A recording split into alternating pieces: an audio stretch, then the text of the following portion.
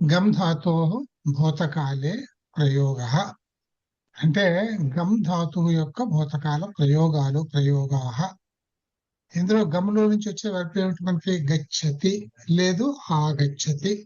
గచ్చతి means go, ఆగచ్చతి means come. రెండిటికి కూడా gum ధాతువు. ఆగచ్చతి ఇక్కడ గచ్చతి అనేది వాడు వర్బ్ తీసుకున్నాడు. ఎందుకంటే గమ్లో నుంచి గచ్చతి ఎందుకంటే ప్రథమ పురుషంలో ఏకవచన భూతకాలం అగచ్చత్ అని ఉంది కనుక. ఇదే అతను ఆగచ్చతి తీసుకుని ఉంటుంటే ఇది ఆగచ్చత్ అయి ఉండేది. అంతే తేడా రెండింటికి, గచ్చతికి ఆగచ్చతికి తేడాలో ఆ ఒకటి దీర్ఘము హ్రస్వము, ఈ రెండు రావడం పోవడం తేడా అంతే. అగచ్చత్ అగచ్చతాం అగచ్చన్, అగచ్చ అగచ్చతం అగచ్చత, అగచ్చం అగచ్చావ అగచ్చామ, మూడు పురుషాల్లోనూ చూపించాడు. ఇక్కడ నుంచి సెంటెన్స్ అలవాటు అవుతాయి కనుక మనం చదువుతూ పోదాం వీటిని.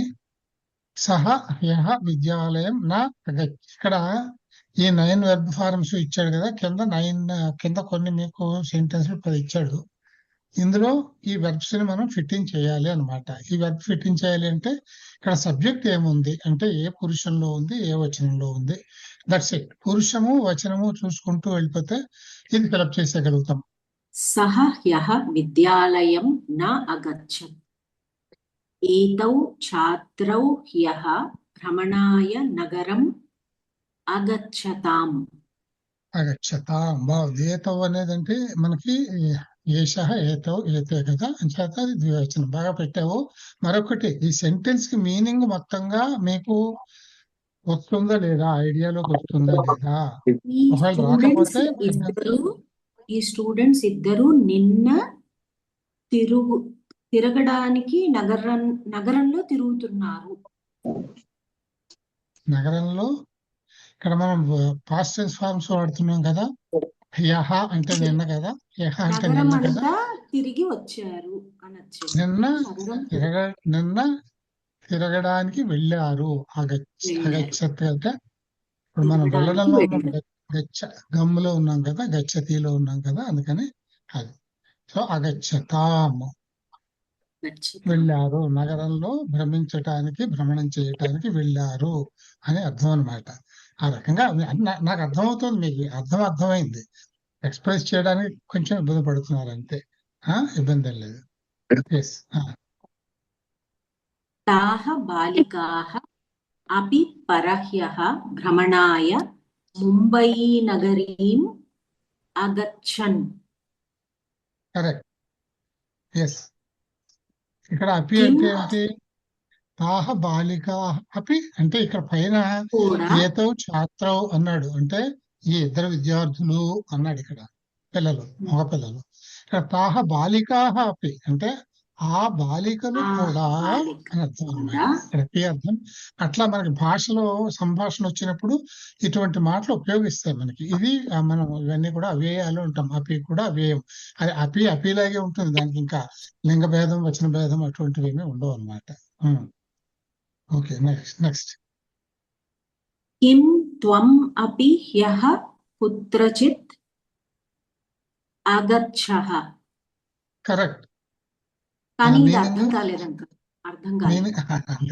అందుకే కిమ్ అనగానే మనం క్వశ్చన్ వేస్తున్నాం. ఇదిగో క్వశ్చన్ మాకు చూసారా. కిమ్ ఎప్పుడు వాక్యం ప్రారంభంలో ఉంటే క్వశ్చన్ అనుకున్నాం మనం. దానికి ప్రత్యేక మీనింగ్ ఉండదు. కిమ్ ఏంటి, నువ్వు కూడా, త్వమపి నువ్వు కూడా, యహ నిన్న, కుత్రచిత్ అంటే ఏమిటి? కుత్ర అంటే వేర్, ఎక్కడ అని కదా. కుత్ర, అత్ర తత్ర కుత్ర. అత్ర అంటే ఇక్కడ, తత్ర అంటే అక్కడ, కుత్ర అంటే ఎక్కడ. కుత్రచిత్ ఎక్కడికైనా. చూడండి, సంభాషణలో చక్కగా ఇలాంటి మాటలు వస్తాయి. ఈ చిత్ అనేది కూడా ఒక అవ్యయం, నిపాత అని అంటారు అనమాట సంస్కృతంలో. అవ్యయము అంటాం మనం. రెండు ఇంచుమించుగా ఒకటే, కొద్దిగా తేడా ఉంది కానీ. సో చిత్ అనేటటువంటిది కూడా అటువంటిది. కుత్రచిత్ అంటే కుత్ర అగచ్చత్ అంటే, లేదు ఇక్కడ త్వం అన్నాం కదా, కుత్ర అగచ్చః అంటే ఎక్కడికి వెళ్ళావు అని అర్థం. కిం త్వం అపి త్వమపి యః కుత్రచిత్ కుత్ర అగచ్చ. ఇక్కడ అప్పుడు ఏముందంటే కిం త్వమపి యః, అపి అక్కర్లేదు అప్పుడు. అక్కడ కిం త్వం యః కుత్ర అగచ్చః అంటే ఏంటి నువ్వు ఏంటి అని అనక్కర్లేదు, మీకు అర్థం అవ్వాలని చెప్తున్నా. క్వశ్చన్ మనం ఏమిటి అనో ఆహా అనో ఏవో మొదలు పెడతాం కదా, అలాగే ఇంకేం అనమాట. దానికి ప్రత్యేకించి అర్థం చెప్పక్కర్లేదు. త్వం యహ కుత్ర అగచ్చహ, నీవు నిన్న ఎక్కడికి వెళ్ళావు, కుత్ర అగచ్చహ. అదే త్వం యహ కుత్రచిత్ అగచ్చహ అన్నాం అనుకో, మనం కుత్రచిత్ అంటే నిన్న నువ్వు ఎక్కడికైనా వెళ్ళావా, ఎక్కడికి వెళ్ళావు, ఎక్కడికైనా వెళ్ళావా. చూసారా డిఫరెన్స్? సంభాషణలో చక్కగా మనం ఎక్స్ప్రెస్ చేయడానికి ఫ్రీగా ఉంటాయి అన్నమాట. ఇటువంటి ప్రయోగాలు అంటే ఇది గుర్తుపెట్టుకోవాలి. బ్రేక్ చేయాలంటే ఎలా అవుతుంది అంకుల్? ఏదేది పుత్ర చిత్ అని అవుతుందా? ఇది కుత్ర రెండు చిత్, విడదీయాలి. అంతే. కుత్ర చిత్ అవి రెండు కలిపి వాడతాం అన్నమాట. వన్ వర్డే అవుతుంది అది. కుత్ర చిత్ అనేది, కుత్ర అంటే ఎక్కడ విడిగా, చిత్ అనేదానికి అవ్యయం, అవ్యయాలు. వాటిని నిపాతులు అని అంటారు సంస్కృతంలో. ఈ నిపాతులు అనే వాటికి ప్రత్యేకమైన మీనింగ్ ఉండదు దానికి. అది సందర్భాన్ని బట్టి మీనింగ్ మారిపోతూ ఉంటాయి వాటికి. సో కిం త్వమపి యహ కుత్రచిత్ అగచ్చః, నువ్వు కూడా నిన్న ఎక్కడికైనా వెళ్ళావా అని అడగటం అనమాట. అది క్వశ్చన్ అది. ఓకే, అర్థమైందా? ఓకేనా? అర్థమైంది. అహం తు గృహే ఏవ ఆసం కుత్రచిత్ అపి న అగచ్చం. కరెక్ట్, ఎగ్జాక్ట్లీ, బాగా చెప్పారు. దీనికి ఈ క్వశ్చన్ కి ఇది రిప్లై అనమాట. అర్థమైపోతుంది కదా మీకు? నువ్వు కూడా నిన్న ఎక్కడికైనా వెళ్ళావా అంటే, అహంతు నేనైతే, సంభాషణ గుర్తు చేసుకోండి మీరు. ఈ తూ అనేది కూడా అటువంటిదే. అంటే ఇవన్నీ మేనరిజమ్స్, అవ్యయాలు అనమాట. మనం ఒక ఎక్స్ప్రెషన్ కోసం నేను ఇంట్లోనే ఉన్నాను అది సింపుల్ గా చెప్పడం. నేనైతే ఎక్కడికి వెళ్ళలేదు, నేనైతే ఇంట్లోనే ఉన్నాను అన్నాం అనుకోండి, అక్కడ అహంతు అని అంటాం అనమాట. ఈ తూ అనే ప్రయోగం అట్లా వస్తుంది. ఇక్కడ చిత్తు ప్రయోగం ఎలాగో ఇక్కడ తూ ప్రయోగం అలాగా. అహంతు గృహే ఏవ ఆసం, నేనైతే, అహంతు అంటే నేనైతే, అహం అంటే నేను, అహంతు అంటే నేనైతే, గృహే ఏవ ఇంటిలోనే, గృహే అంటే సప్తమే, గృహమునందు, ఏవ అంటే ఇంటిలోనే, ఇంటిలో ఉన్నాను, ఇంట్లోనే ఉన్నాను. ఎంఫసిస్ అన్నమాట అది. గృహే ఏవ ఆసం, ఉన్నాను. ఆసం అనేదానికి అస్మి, అస్మి అనేదానికి పాస్ట్ టెన్స్ ఆసం, ఉన్నాను. కుత్రచిదపి, ఈ రెండు సంధి చేసి చిదపి అని కూడా రాయొచ్చును, లేదు విడిగా కుత్రచిదపి, ఇది తారాసినా పర్వాలేదు, ఇది ఆరాసినా పర్వాలేదు. అంటే అహంతు గృహే ఏవ ఆసం, నేనైతే ఇంట్లోనే ఉన్నాను. కుత్రచిదపి నా అగచ్చం, ఎక్కడికి కూడా, ఎక్కడికి అన్నమాట. కుత్రచిత్ అంటే కుత్రచిత్ ఎక్కడికి కూడా వెళ్ళలేదు, నా అగచ్చం. యువాం కుత్ర, యువాన్ కుత్ర అగచ్చతం. కరెక్ట్. యువాన్ కుత్ర అగచ్చతం అంటే అంటే మీరిద్దరూ ఎక్కడికి వెళ్ళారు? కరెక్ట్. ఆవాం గంగా స్నానాయ ప్రయాగం అగచ్చావా. కరెక్ట్. మేమిద్దరం గంగా స్నానానికి ప్రయాగ వెళ్ళాము. ప్రయాగం అంటే, ప్రయాగ అనేది ఊరి పేరు కదా, ప్రయాగ అది ప్రథమ. ప్రయాగం, ప్రయాగకి అంటే మనకి తెలుగులో ప్రయాగకి వెళ్ళాము అంటాము. ఈ సంస్కృతంలో అది ద్వివచనం ప్రయోగం, ద్వితీయ ప్రయోగం చేస్తాం, ద్వితీయ విభక్తి ప్రయోగం. సో ప్రయాగని వెళ్ళాను ఉంటుంది అనమాట. అందులో వీటిని ఏమంటామంటే, పర్టికులర్ లాంగ్వేజెస్ కి దాని నేటివిటీస్ కొన్ని ఉంటాయి. So those nativities of that particular language are to be respected. అంతే, అవి అలాగే చెప్పాలి. ఆ భాషలో మాట్లాడినప్పుడు అలాగే మాట్లాడాలి, దానికి టూ ట్రాన్స్లేషన్స్ చేసుకోకూడదు. అందుకే ప్రయాగని వెళ్ళాను అంటావా, ప్రయాగకి వెళ్ళాము అంటాం. ప్రయాగకి అంటే షష్ఠి ప్రయోగం. అలాగని ఇక్కడ ప్రయాగ షష్ఠి ఏమొస్తుంది, ప్రయాగస్య అని అలా రాస్తే అక్కడ శుద్ధ తప్పు అవుతుంది అది.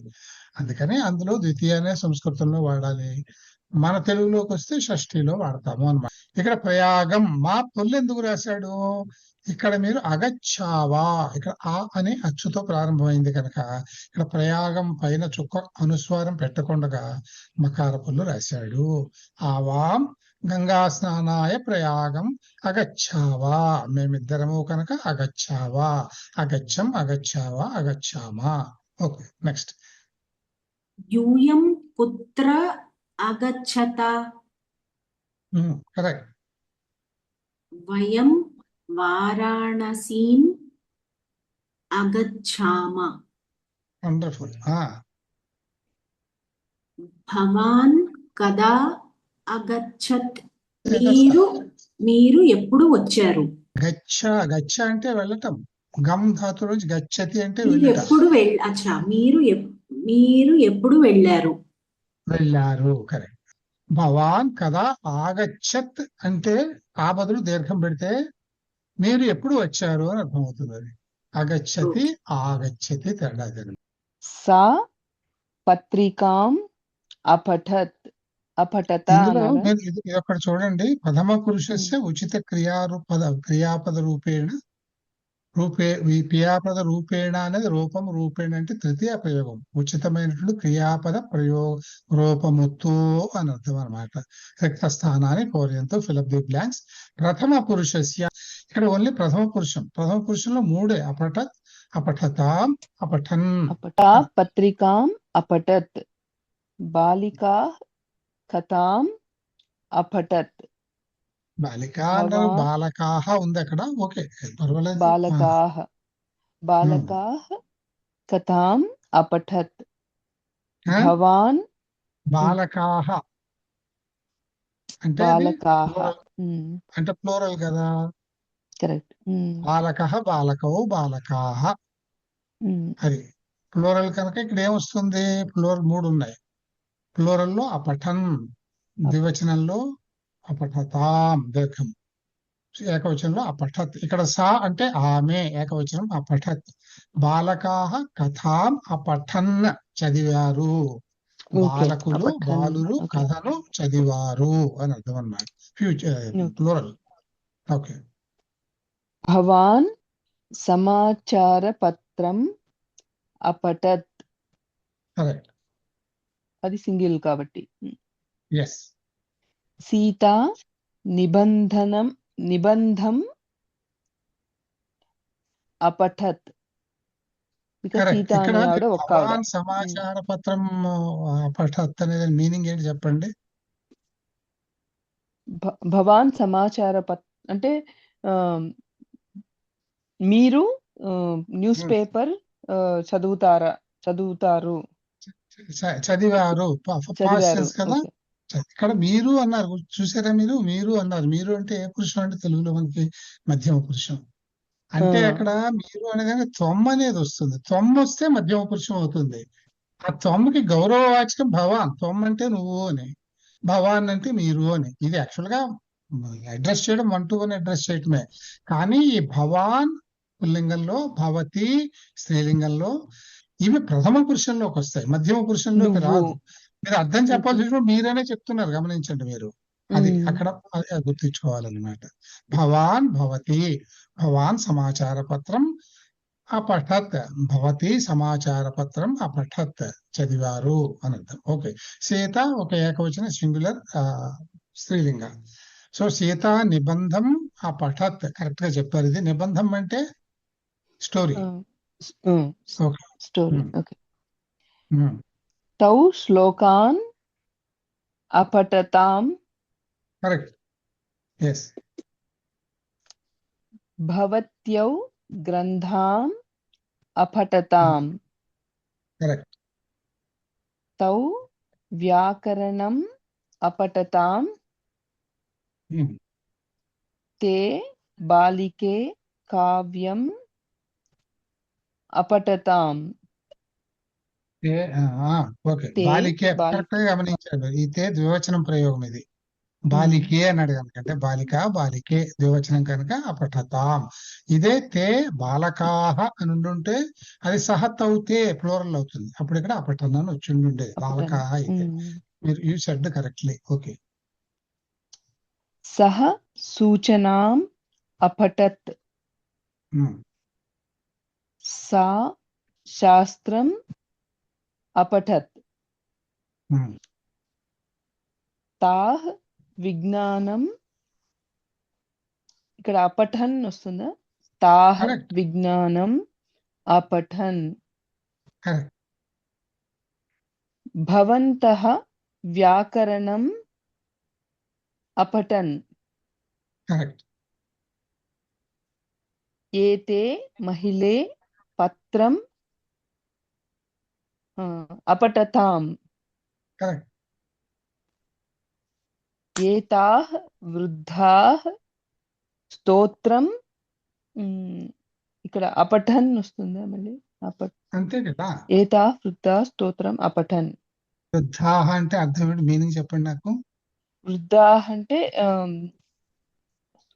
ఏతాః వృద్ధాః అంటే పెద్దవాళ్ళు. ఈ వృద్ధులు బాగానే చెప్పారు. వృద్ధులు అంటే ఆడవాళ్ళ మగవాళ్ళ? అది తేడా వస్తుంది కదా, అది కూడా తెలుస్తుంది కదా మనకి. వృద్ధాః అంటే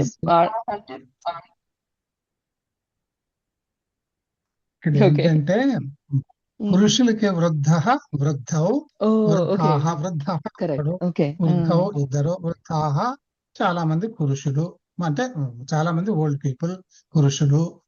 అదే మీకు వృద్ధ అంటే ఒక్క ఆడ పెద్ద ఆవిడ. వృద్ధ, వృద్ధ, వృద్ధ, వృద్ధ, వృద్ధే, వృద్ధాహ. బహువచనంలోకి వచ్చేటప్పటికి పుల్లింగంలోనూ వృద్ధాహే ఉంటుంది, స్త్రీలింగంలోనూ వృద్ధాహే ఉంటుంది. ఎవరు అనేది తెలిసేలా తెలుస్తుంది ఇక్కడ ఏముంది? ఏతాహ.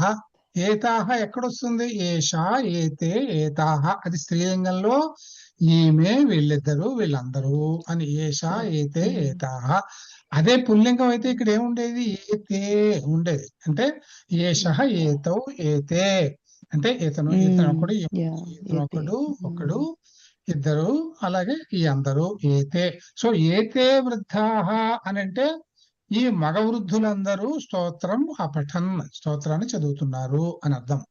అదే ఏతాహ అంటే ఈ ఆడవృద్ధులందరూ అన్నమాట. ఈ ఏతాని ఈ ఫస్ట్ దీనికి ఉండేటటువంటి అడ్జెక్టివ్ ని బట్టి మనకి ఇది పుల్లింగమా స్త్రీలింగమా అనేది అర్థమవుతుంది. ఛాత్రౌ కాదంబరీం అపఠతాం. అదే ప్రథమ పురుషంలో చెప్పారు. ఈ ఎక్సర్సైజ్ అంతా మధ్యమ పురుషంలో ఉంటుంది. నెక్స్ట్ ఎక్సర్సైజ్ ఉత్తమ పురుషంలో ఉంటుంది. అపఠహాకి అపఠతం, అపఠత అని ఉంటుంది. ఇది నెక్స్ట్ ఎక్సర్సైజ్ ఉత్తమ పురుషుకి వెళ్ళేటప్పటికి మీకు అపఠం, అపఠావ, అపఠామ అని వస్తాయన్నమాట. త్వం రామాయణం అపఠః యూయం కావ్యం అపఠత్. అపఠత, అపఠత్కి అపఠతాకి తేడా ఏమిటి? అపఠత్కి అపఠతాకి తేడా ఏమిటి? ఎవరైనా చెప్తారండి? అపఠత్ ప్రథమ పురుషంలో ఏకవచనం అవుతుంది. అపఠత్ అంటే పఠతి, అపఠత్ అదే ప్రథమ పురుష ఏకవచనం అవుతుంది. అపఠత అంటే మధ్యమ పురుష బహువచనం అవుతుంది. ఓకే, ఆ డిఫరెన్స్ తెలుసుకుంటూ ఉంటే మనకి ఇంప్రూవ్మెంట్ వస్తుంది అన్నమాట గుర్తించడంలో. యూయం సాహిత్యం అపఠత, యువాం సమాచారం అపఠతం, త్వం గీతం అపఠః. గీతాం, ఎందుకంటే ఇక్కడ చూడాలి జాగ్రత్తగా, గీతాం గీతం కాదు. ఇప్పుడు గీతం అనేది ఏకవచన ప్రథమ విభక్తి అవుతుంది. ఇక్కడ గీత అనేది మనకి గీత అంటే భగవద్గీత అలా అనుకో. సో ఇది ఆకారాంత స్త్రీలింగ శబ్దం. దీనికి ద్వితీయ విభక్తి రూపం గీతాం, హం చేర్చడమే కదా. గీతాం అంటే గీతను. యువాం విజ్ఞానం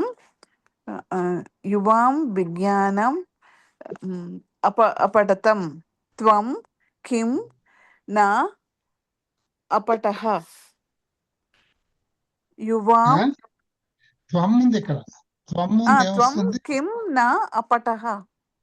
అపఠః అంటే అర్థం ఏంటి? నీవు ఏమి చదవలేదా? Wonderful, correct. చదవలేదు, నువ్వు ఏం చదవలేదు. అర్థం ఏమిటి? ఆ మీకు దీర్ఘం ఇవ్వడమే. నేను ఏమీ చదవలేదు. ఓకే. యువాం జ్యోతిష్యం అప్పుడు నేను ఏమీ చదవలేదు అనడానికి ఏం చెప్పాలి? సెంటెన్స్ చెప్పు. త్వం కింన పఠః, నువ్వు ఏమి చదవలేదు. నేను ఏమీ చదవలేదు అనడానికి ఏం ఆన్సర్ చెప్పాలి? కిం అపి నా, కిం అపి నా ఏది కూడా, ఏమీ. కిమపి నా అహం కిమపి నా అపఠం, నేను ఏది చదవలేదు. యువాం యువాం జ్యోతిష్యం యువాం జ్యోతిష్యం అపఠితం. కరెక్ట్. యూయం పత్రికాం అపఠత్ అపఠత సారీ అపఠత. కరెక్ట్. ఎస్. యువాం ప్రశ్నం అపఠతం. త్వం లేఖం అపఠః. యూయం శోధగ్రంథం కరెక్టేనండి. శోధగ్రంథం యూయం శోధగ్రంథం అపఠత. సారీ ఇది శోధగ్రంథం అంటే ఏంటి? శోధగ్రంథం అంటే ఏంటి? రీసెర్చ్ బుక్ అండి. Okay. Thesis. Okay. Okay. యూయం ఫల్కం అపఠత. Falak correct, ఫా అనకూడదు. త్వం జీవనచరితం అపఠః. యువాం ఉత్తరం అపఠతం. వివిధ క్రియాణం భూతకాలే మిశ్రితాః అభ్యాసాః. ఇందులో భూతకాలే మిశ్రితాః అంటే అంటే వచనం వైజు పురుషం వైజు అని అర్థం అనమాట. ఇక్కడ మీకు ఇది కూడా మీరు హోంవర్క్ రాసేసేయండి. తే ఛాత్రాః పుస్తకం, ఇక్కడ ఏం రావాలి? జస్ట్ అనొచ్చు అందరూ. తే ఛాత్రాః పుస్తకం అపఠన్. కరెక్ట్. అపఠన్. ఎందుకని? ఛాత్రాః ఛాత్రౌ ఛాత్రాః. ఇది పుల్లింగ ఛాత్రాః. ఎందుకు? సహ తౌ తే, ఇక్కడ తే ఉంది కనుక. ఇక్కడ తాహ ఛాత్రాః అంటే ఆడ విద్యార్థులు అని అర్థం. తే ఛాత్రాః అంటే మగ పిల్లలు విద్యార్థులు అని అర్థం అనమాట. సో ఆ విధంగా అనుకుంటూ మీరు, అంటే ఇది మనం అర్థం చేసుకునేటందుకే తప్ప ఇక్కడ ఆడైనా మగైనా ఇక్కడేం మార్పు రాదు. Verb does not change according to gender కదా.